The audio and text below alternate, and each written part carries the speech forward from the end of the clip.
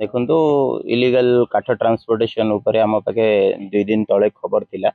ए गाड़ी को आम पर दिन ही जगी राति आम पाखे खबर थिला जे विजयपुर बोली गोटे गाँ अच्छी जोटा कि कलाहांडी डिविजन अंडर आसूची सेठारु काठ चोरा चालाण होगी जेकेपुर आड़ को जावाई प्रस्तुत होउची।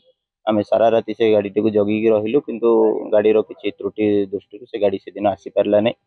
काली पुनर्बार आम पाखु खबर आसला जे गाड़ी रे पुनर्बार काठ लोड होगी आसला। आम समस्ते से हिसाब से निजक प्रस्तुत कर रखी राति 11:15 बेलू गाड़ी को डिटेन कर चेक कलु भितर इलीगल काठ लोडिंग थी गाड़ी सहित 3 जन आसामी को आम अरेस्ट करके बर्तमान कोर्ट फरवर्ड प्रस्तुत कर अनुमानिक 50,000 ରୁ 60,000 टंकार काठ हम बजार मूल्य हिसाब से 81 पीस स्लीपर शाल स्लीपर लोडेड होगी।